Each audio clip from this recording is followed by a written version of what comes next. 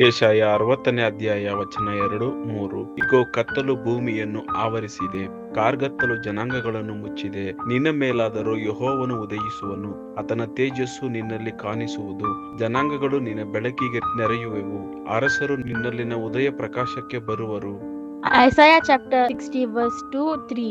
Darkness covers the earth and thick darkness is over the peoples, but the Lord rises upon you and his glory appears over you. Nations will come to your light and kings to the brightness of your dawn.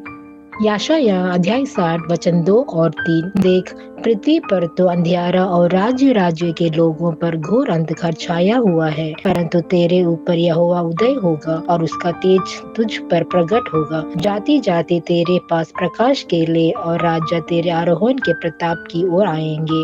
ஏசாயா 60ஆம் அதிகாரம் 2-3 வசனங்கள். இதோ, இருள் பூமியையும் காரிருள் ஜனங்களையும் மூடும், ஆனாலும் உன்மேல் கர்த்தர் உதிப்பார், அவருடைய மகிமை உன்மேல் காணப்படும். உன் வெளிச்சத்தினிடத்திற்கு ஜாதிகளும் உதிக்கிற உன் ஒளியினிடத்திற்கு ராஜாக்களும் நடந்து வருவார்கள். యెషయా 60వ అధ్యాయం 2-3 వచనం. చూడుము, భూమిని చీకటి కమ్ముచున్నది, కటిక చీకటి జనులను కమ్ముచున్నది. యెహోవా నీ మీద ఉదయించుచున్నాడు, ఆయన మహిమ నీ మీద కనబడుచున్నది. జనులు నీ వెలుగునకు వచ్చెదరు, రాజులు నీ ఉదయ కాంతిని వచ్చెదరు.